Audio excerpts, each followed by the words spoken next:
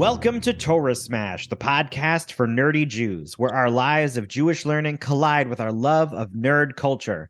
In each episode, we discuss what we lovingly call a Torah Smash, which we have defined as a beautiful collision of one thing from the world of Judaism with another from nerd culture. I am Barak Malkin, and joining me today are... Ethan Lane Miller. RDY. And Ellery Weil. Yeah, our guest for today's episode is Ellery Weil. Ellery is a writer, historian, and PhD candidate. Her thesis explores Jewish women's political activism at the end of the 19th and beginning of the 20th century. You have seen her writing in Hey Alma, the Jewish Women's Encyclopedia, and No Proscenium. In her spare time, Ellery enjoys museums, costume dramas, and petting dogs she meets on sidewalks. She is an avid fan of literary adaptations and can't wait for the next big-budget BBC limited series. Welcome, Ellery Weil. Yay! Thank you so much. Hey, glad to be here.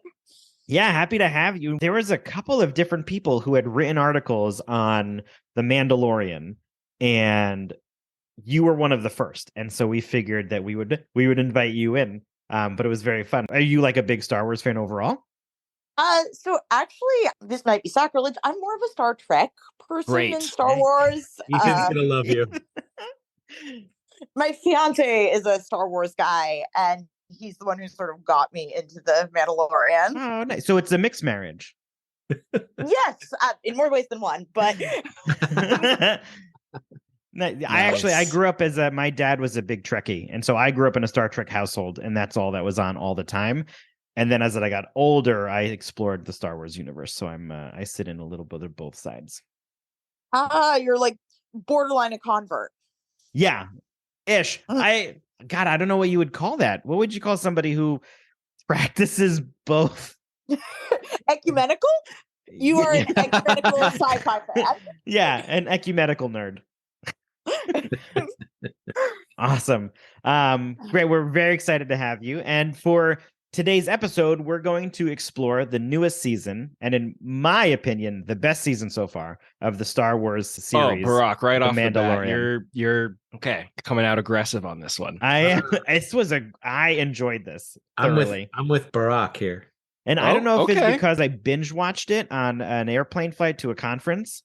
I watched half of the series on the way out. First off, yeah, optimal viewing experience. Yeah, it was pretty good.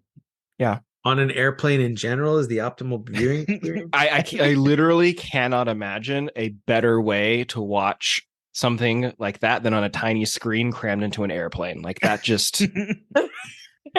Preferably with like a crying baby in the background and juggling sodas. And there's someone sleeping on your shoulder who's drooling a little bit. Yeah. Yeah. With turbulence, yeah. I mean, I know that none of our listeners can see me, but I'm quite broad. So one of the things that I like about airplanes is getting regularly hit in the shoulder by anyone who walks past. Yeah, so I watched this in space as it should be, right? So, yeah. Okay, yeah, good. That was yeah. So in this season, one of the major plot points is that Din Djarin, the main character played by Pedro Pascal, but who is more commonly just referred to as the Mandalorian, is trying to undo a sin of his people of removing his helmet. Mandalorians are forbidden to remove their helmet in front of others. And if you have this transgression, you must submerge yourself in what they call the living waters in their home planet of Mandalore. Unfortunately, Mandalore had been destroyed, and they were told it was uninhabitable. He ventures... Oh, Ethan is like saying, hold on. Do you want to correct? Do you want to actually me? I do want to actually you. Go ahead. Din Djarin, the Mandalorian's sect, believes that. Not all Mandalorians believe that. And that's an important caveat. It is. Well, I'm sure we will get to that topic as well. Thank you. So Din Djarin ventures to Mandalore, determined to undo this wrong in the eyes of his people and himself in some ways, and discovers that not only the planet is habitable, but does bathe in the living waters and is welcomed back by his people. So based on that description, what do you think the smash is for today? RDY's got his hand right up. I know, I'm so excited. Well, this was when I saw this episode, like all I could think about was Mikvah. Yeah, absolutely. Right off the bat, ding, ding, ding. Today, we're going to look at both the Jewish ritual practice and use of a mikvah. So to start, what is a mikvah? I looked this up. I can let the rabbi or anybody on this call give us what a mikveh is. Would you like me to explain what a mikvah is? Or Yeah, go ahead. Instead of me reading out what I wrote. Happy to teach. Mikvah is living waters, is how it's often described. It is a ritual bath. And there are certain times when someone would go to a mikvah because they need to. And those include women who have finished their period, people who are about to get married. Some people do it as preparation for Shabbat. And when one converts, they would go to a mikvah to come out of the waters as if being reborn. Yeah. Or I'll say in that same sense for others, like transitions, life transitions, people like to use them for. Yeah. For sure. So just to start us off, what's everybody's familiarity with mikvahs? I've looked at one before. Oh, nice. I've never been to one, but I grew up knowing about the custom, and I have friends who converted who've done the full ritual in the mikvah. Nice. I'm going to one tomorrow. Oh, are you really? For you or for somebody else? For somebody else. And the mikvah that I'm taking this person to is the largest mikvah in the world. It's called the Pacific Ocean. Is that qualify Definitely as a a body mikvah? of living water, if ever there was one. Oh, that's so fun. I have not been to one. When I worked for the Federation, I went on like a local tour and they pointed to a building that looked like a house and said, that's where the local mikvah is. My wife has done a mikvah. She did one before we got married as a way of like transition, symbolism sort of thing. I went with a group of fellow students right before we were ordained as rabbis. Oh, so you have done it yourself. I have done it myself. I did it before my wedding as well. And I did it before a friend's wedding because he was doing it. So I went and I brought my eldest child with me and I dunked them as well. Oh, fun. I thought you said you did it before your friend's wedding because that bachelor party was nuts. Don't ask, don't tell. It's funny you say that because as a historian, I do have a story about a mikvah in 18th century South America. Yeah, go ahead, hit us. So this was in, I believe, Brazil, and the Jewish community there had previously been a lot of privateers, which was a slightly more legal way of being pirates. And the local rabbi was not particularly thrilled with how this pirate community was behaving. And one of the things that several men were chastised for was bringing Gentile women to the mikveh for hot tub parties. Oh my gosh. Oh my goodness. So, I mean, they got up to a lot of strange stuff. There's a wonderful book about all of those communities. It's literally called Jewish Pirates of the Caribbean. I recommend you check it out. I have that book. I love this. I've seen that book. I'm halfway through it and I stopped because it was very historical and I'm not big in the history side. And I was so confused on, is this real? Is this not real? Because the information feels like it's real, but the stories make you go, no, there's no way this is true. Jean Lafitte was Jewish. Who was? Yes. Jean Lafitte. One of the most successful pirates of sort of the Louisiana Gulf Coast. Oh, super fun. Yeah, there's a bunch of that's the whole book is all these Jewish influences on pirating in that area in that time period. But I'm glad to know somebody else knows about this book because it was very interesting. But that's amazing. Cool. That's cool. So I'd read the article that you wrote, Ellery, for Hey Alma, which goes into a few ways of how season 3 of The Mandalorian is what you call low-key Jewish. And I had already felt the exact same comparison between the living waters on Mandalore and the mikvah ritual. And since this ritual happens at the end of episode 2, it's really a driving point for the entire season. But stepping back a bit, one of the reasons that people do a mikvah immersion, as we said, is a way of signifying a new start after an illness or trauma or loss. And this new start is, I think, the tying theme for the season, which is why this mikvah idea fits in so perfectly to frame it. So I just wanted to ask, what fresh starts did you all recognize in this season? For me, actually, one of the biggest fresh starts was, this is The Mandalorian. It's Din Djarin's story, but Bo-Katan, to me, had the biggest fresh start we first met her, I think 2 seasons ago. She's part of this group of, I want to call them reform Mandalorians, and Love they're it. out doing their thing. They don't wear their helmets except in combat, and she's their leader. She's from this old Mandalorian noble family. We find her again. That has broken up because of the whole dark saber incident. Mhm. She's alone in her modernist castle, and then she immerses in the living waters of Mandalore, which she's been very ambivalent about, and comes out. She's wearing her helmet. She joins Din Djarin's community, and even the armorer asks her, have you removed your helmet? Well, no. Then it looks like you have been following our ways. You can stay with us. And I don't want to give spoilers, but this is very much a fresh start for her. And Yeah, you can give spoilers. I think Mandalorian. we assume people, when they're listening to this podcast, should expect it. We are also firm believers that 2 months after something has aired, it's okay to talk about it. I never know. I'm one of those weird people that doesn't care about spoilers, so it's hard for me to know where the lines are. Yeah. Oh, I appreciate it. The fact that Bo-Katan had immersed herself, yet didn't do it on purpose. It wasn't intentional. I don't know, Rabbi, if there's anything with that with the Mikvah, right?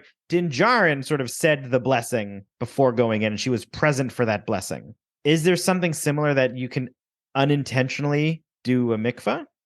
That's an interesting question. I don't know the answer straight up, but I will say that intent plays a very big role in Jewish practice. Even like in temple times, if you're offering a sacrifice and you're thinking about one type of sacrifice and you do the other one, then it messes up the whole sacrifice. So that, there's even vocabulary for when that kind of thing happens. And so my gut reaction is to say you cannot unintentionally properly be in the mikvah.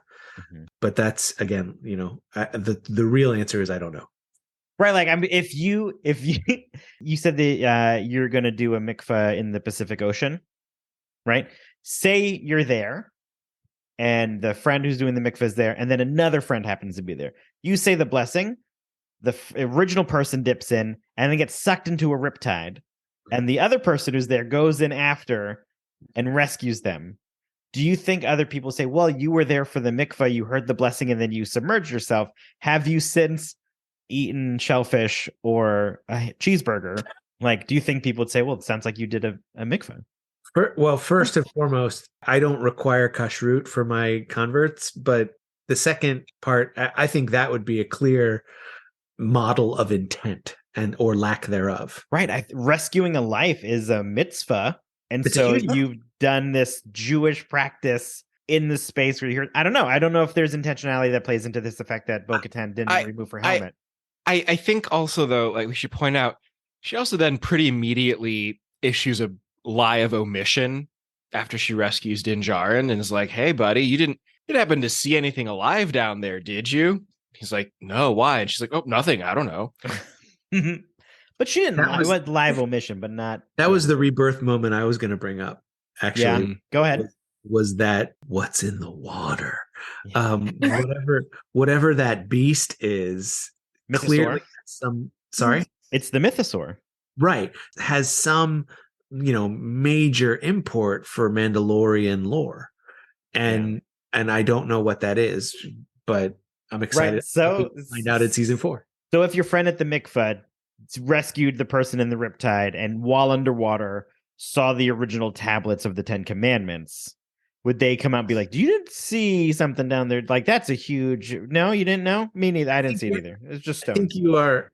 You're I'm also trying to find a comparison. implying that there is such a thing as the original tablets of the Right. Right. However you want to interpret I was thinking, like, what if the whale that swallowed Jonah is just like down there?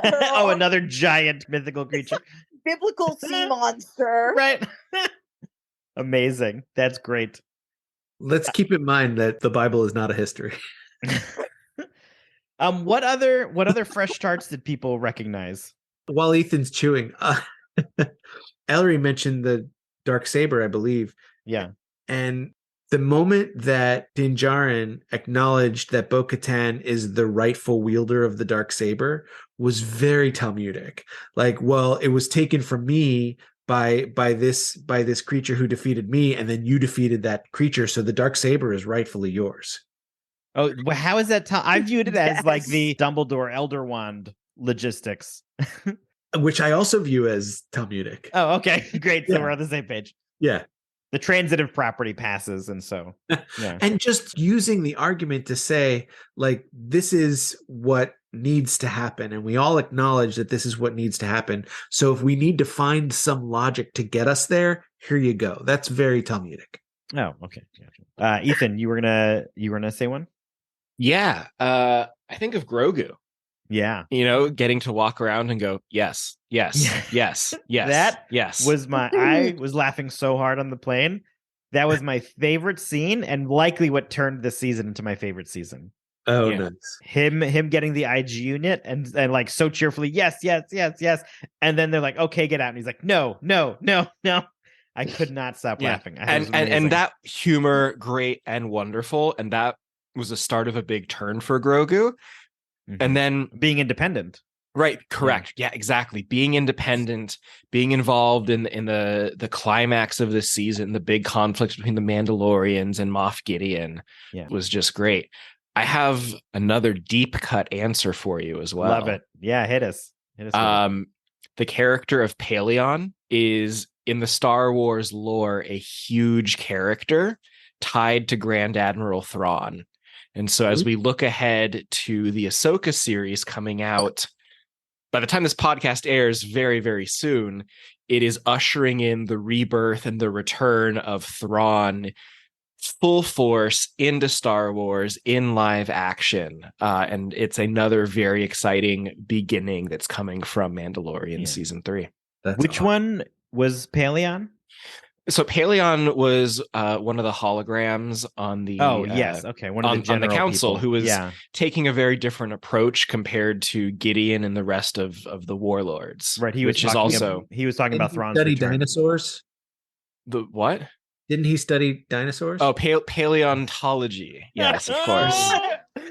Are we not going to talk about the new beginning for those baby dinosaurs just on this note that are now Mandalorian foundlings? Oh, are they foundlings or were they lunch? No, they brought them back. Like, we have some foundlings that we have to take care of now. And which is I thought was so weird. Yeah, absolutely. Baby dinosaur bounty hunters coming up. Talk about it. I kind of thought they were lunch. I want to see them in their helmets. I'm waiting. They'll probably have those giant elephant like helmets that the Lord of the Rings had, right? Yes. Yeah, that's what these dinos are going to have. So I need to completely derail this for a second and share a theory that I have. Yeah. My theory is by the end of The Mandalorian, we come to realize that the Mandalorian in the title is not Din Djarin, it's Grogu. That Grogu is the Mandalorian. Love it. That's nice. I like that.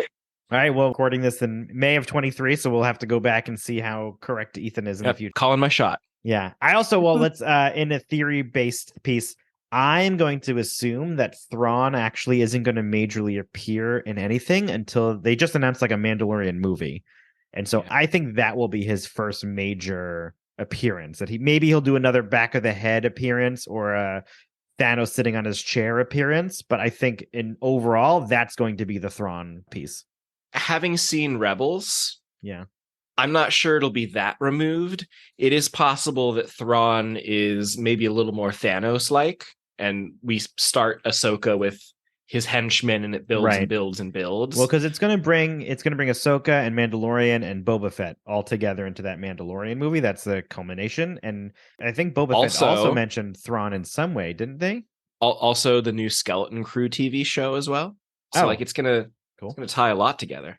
Wow. Speaking of Boba Fett, when you said that season 3 was your favorite season of The Mandalorian, I was like, is this at least partly Book of Boba Fett trauma talking? That That was such a weird. That felt like that episode about 11 in the Stranger Things. Like that episode of Boba Fett with the Mandalorian wasn't a Boba Fett episode. It was purely Mandalorian. And it was really bad in the sense that Yeah. that was the best episode of the series. And it's bad if the show is called The Book of Boba Fett and the best episode is the episode Boba Fett does not show up in. Yeah.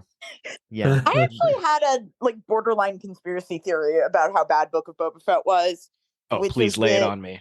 I think that it might have been semi-deliberate in that there was this very vocal group of Boba Fett fans saying, make a Boba Fett show. We don't want The Mandalorian. We want Boba Fett. And it was like, we're going to show you why we're not doing that by making this season. And the whole reason you liked that guy was that he wasn't a character.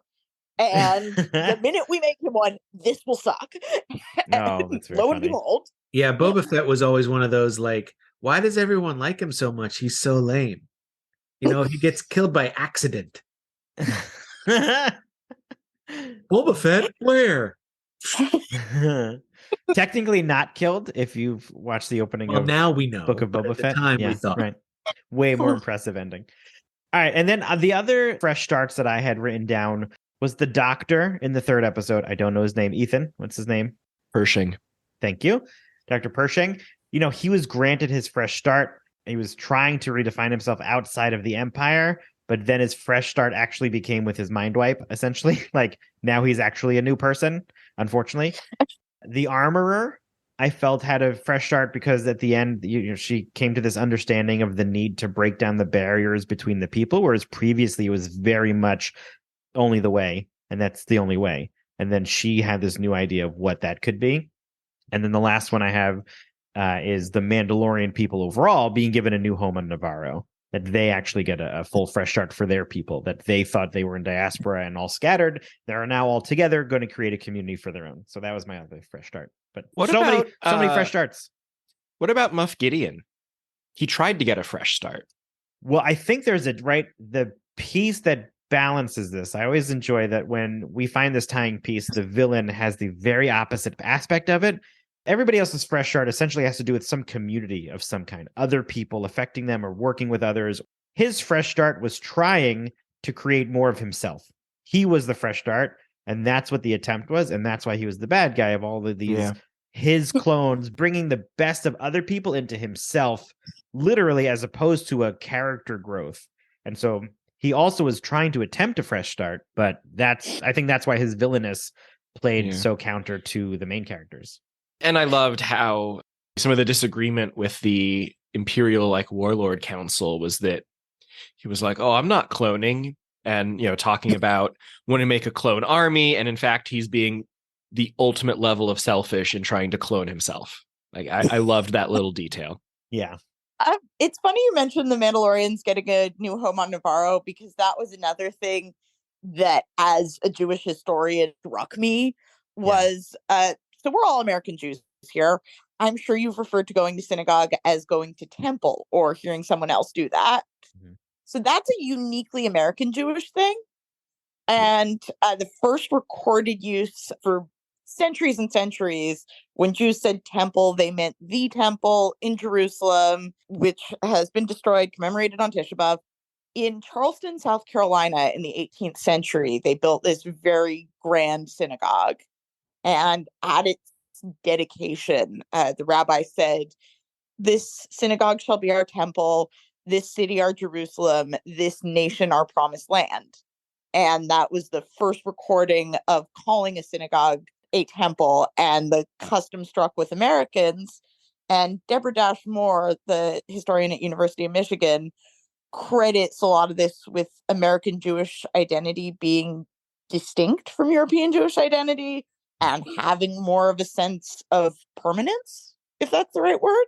And it reminded me a lot when I think they say something about we'll build a new Mandalore in Nevarro. And I'm like, oh, they're doing the thing. Yeah. I love that connection. That's great. There's another one on that. They mentioned this on the Mandalorthodox panel discussion about, and Rabbi, you're going to have to help me with the history context, that essentially the destruction of Mandalore was caused by the infighting of the other Mandalorians back in the Clone Wars, the ones who were more aggressive. And I know there's Jews back in the Roman times who were more aggressive, and that infighting is what caused the destruction of the temple. Do you remember the name of that group of people? I always confuse the Pharisees and the Sadducees. I never know which is which. Oh, okay. So they had made a comparison to whichever group was in that time that were more aggressive, and essentially because they were so aggressive, that's why the Romans had destroyed the temple. And Doctor, historian, do you happen to know? I'm afraid I don't. I'm a 19th century expert, so I will put it in whatever post that I make that talks about this part of the topic.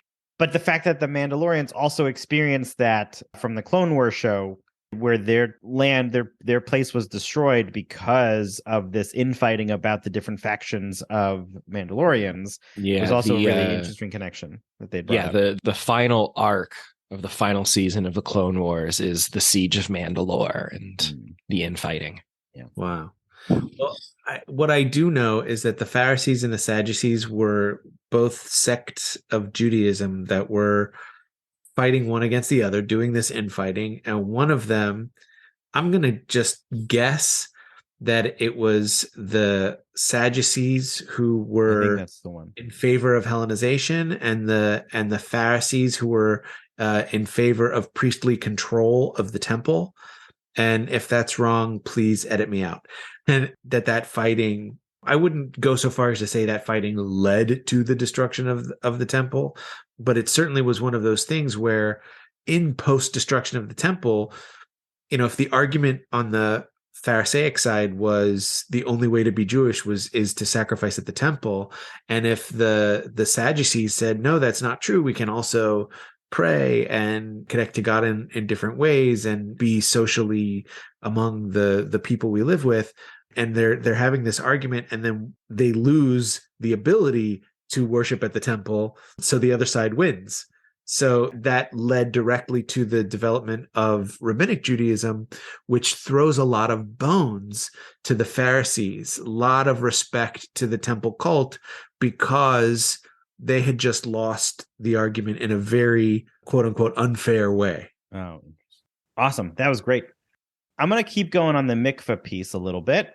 This is a brief question, just out of curiosity. When they got to the living waters, there was a little plaque that gave a history. Do mikvahs have something like that? Do they have like a little sign? Yeah. This mikvah donated by Sue and Ira Feldman. I think that was Bo-Katan's next line. She got cut off by the Schwartzman family. Yeah. So the Mandalorian walks into the waters, and as he does, he sort of says a sort of prayer out loud.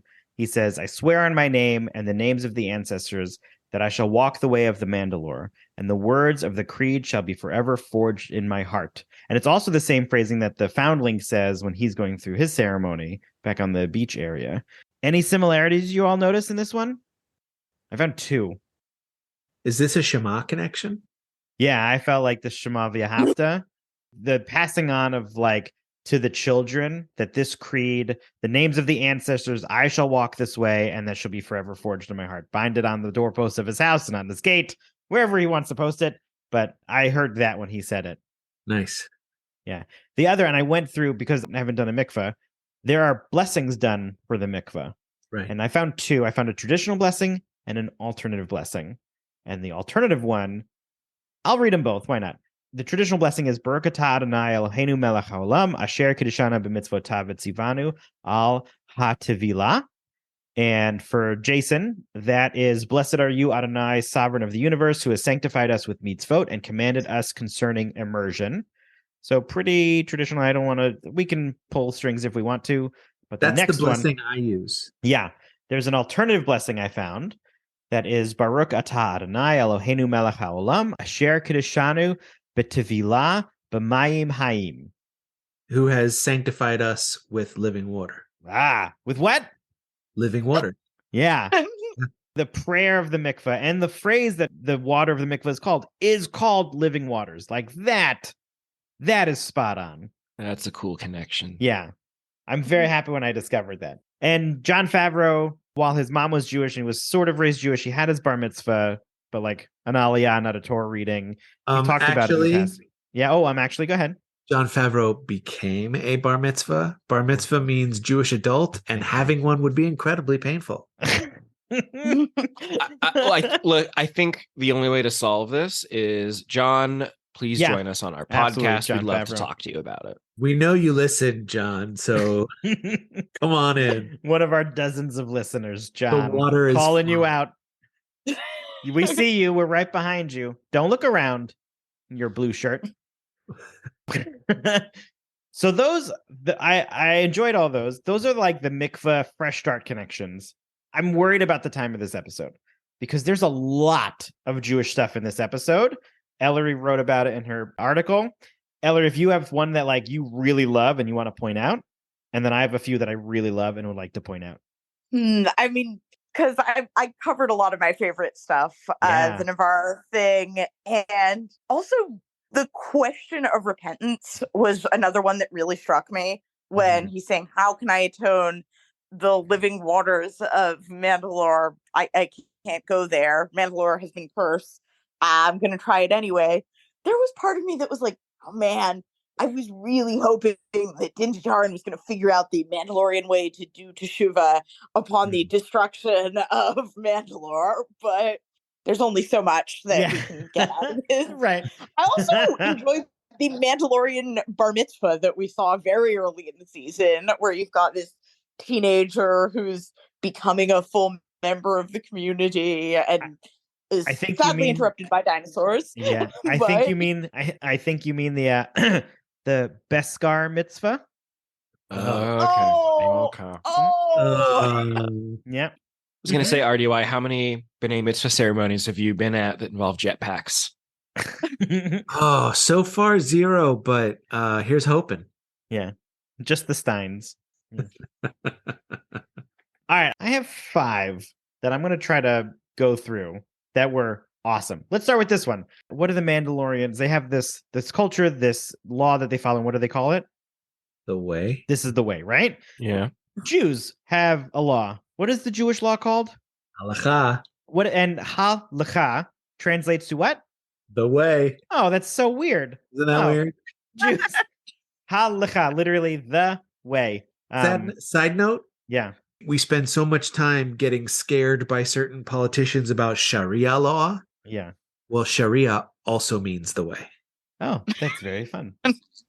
Which would be the two opposite sides of this, which Ellery already sort of mentioned, like Reform versus Hasidim Mandalorians that we're sort of talking about. All right, so that's one episode. I forget, it was like 6 or 7. Later in the series, there's an episode called The Spies.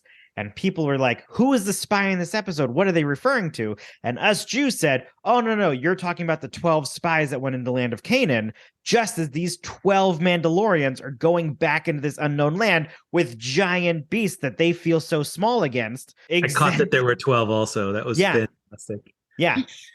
So that was another one. I'm punching through these. There were 5, and these are not taking very long, but feel free to jump in with other pieces. At the end of the series, the dark saber, which has been their fighting force, the main piece, their sword, is shattered. And the final piece of the season, we see Din Djarin and Grogu sitting down on their new plot of land to just be relaxed. And we also saw on Mandalore that they have become farmers, and this is they're tilling the earth. And so essentially, their sword has been destroyed, and now they will be, turning to their plows and pruning. What is it? Pruning hooks? Whatever the phrase is. Turning their swords into plowshares and their spears into pruning hooks. Yeah, which is what they're going to do. They are putting down their guns and their swords, and they're just going to live on the land. And that was like literally it was destroyed so that they can't have that as their way anymore. That was a nice one. All right, 2 more that are not totally all in this, but I'm going to switch over to Ethan for this bit. Ethan, the destruction of Mandalore, this big battle, was called Night of 1,000 Tears, Million Tears. Night of 1,000 Tears. It's where the Empire bombed the planet of Mandalore. Remind me, Ethan, what is the planet of Mandalore made of? What's the most on the surface? You're talking about the Beskar? No, the natural material.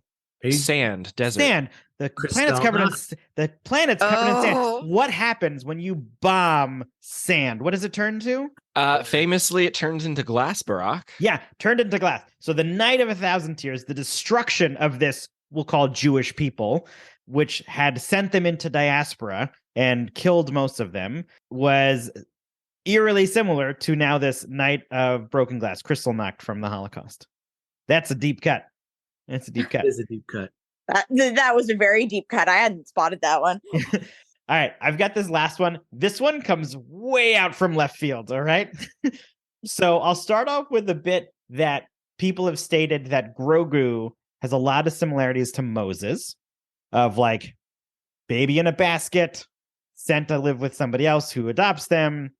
Grogu has problems speaking, and so now the IG unit, which could be his Aaron, is now like the person who's helping him speak because Moses has had a speech impediment.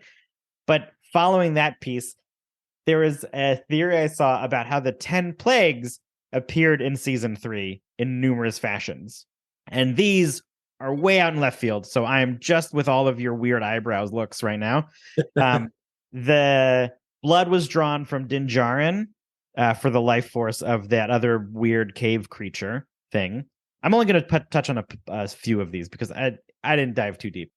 And then the episode where they're on that planet with the robots that have destroyed themselves is essentially like a bug, right? So like all of these bugs going through and destroying these machines. Those are just 2. And you can like, I'm getting a lot of blank stares. So I think we'll stop it there. Folks, if you found the other 8 plagues, the firstborn, Moff Gideon's firstborn clones, all destroyed at the end as the final plague. That is a stretch. Right, these are stretches. Folks, if you found any other stretches of the remaining 7 plagues, let us know. Hail? Darkness? I think they said hail was the surrounding cloud storm on Mandalore as they tried to re-enter the atmosphere. We're stretching. Yeah, these are stretching. These are stretching, folks. You come here for the good stuff. That's why you're here with us. I remembered one more. It's the episode with Jack Black as King, and they're on that planet. And they were hired because they're the only ones, because their religion allows them to carry guns. They were allowed to do the thing that nobody else could do, right? Jabba's Goys. Well, that, or you can say how Jews back in ancient times, the Christian culture didn't allow people to be moneylenders. And so the Jews were the only ones available in that area to be those people. Nobody else was allowed to have that thing. And Jews did not have that omission of right. And so they were able to do that to be able to catch Doc Brown, with the futuristic robots. I just thought they were space Texans, and so guns were part of their religion. That could have been it too. Awesome. This was super fun. So to wrap us out, throughout this series, we've witnessed this culture through Din Djarin's experiences. Others may have judged him for sticking to his beliefs that others didn't quite understand, like never removing his helmet. But even though others judged his culture, he was always accepting of others. He was the one of the rare people to understand the Sand People, called the Tuscans. He protects other villages and people, even if he doesn't agree or follow their practices. I think it's fun that we can make these connections to the Mandalorian, and perhaps some of these are true. But we should also recognize the connections that other cultures may make to these characters' practices and cultures as well. And whatever the intentions behind the writers' and creators' choices, the most important lesson we can learn from The Mandalorian is that we should accept others as they are instead of trying to assimilate them to our expectations. If we do that, I think we can create a bit more beauty and peace in the world that we have so little time on. This is the way. This is the way. This is the way. This is the way. So, Ellery, thank you so much for joining us on the episode. Would you like to do any shout outs or plug where people can find you or things? Especially the article that you wrote for Hey Alma. Yeah. Oh, yes. So thank you so much for having me. Also, just shout out because I know that they're going to listen when this is published to my family, my mom, my brother, my fiance, my aunt. So the article is the Mandalorian low-key Jewish on Hey Alma. I've also written a few other pieces there, none others about Star Wars yet. That may change in the future. And if anyone wants to find me, wants to talk history, Judaism, etc., I am on Instagram at ElleryW72. And I'm on Twitter, but I'm never on there. Don't look for me on Twitter. But yeah, give me a shout on Instagram and let's chat. Awesome. Thank you so much. Thank you very much. Thank you. It's been a pleasure. Well, that'll do it for this episode of Torah Smash. Our fiscal sponsor is Jewish Creativity International. Our theme music was created by Sean Fogel. You can check out Sean's bands and studio work at www.thesleepywest.com. If you enjoyed today's episode, be sure to rate and review us wherever you listen. It helps others find us and is an excellent way to support the podcast.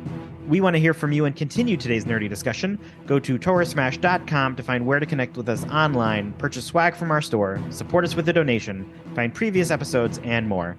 And as all Jewish Mandalorians know to be true, this is the podcast. This is the podcast.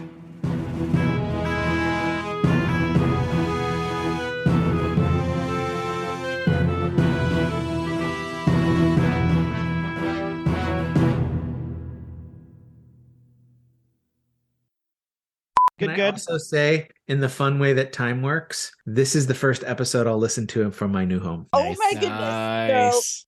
So, Wait, we're not a live podcast? Not a live podcast. I quit.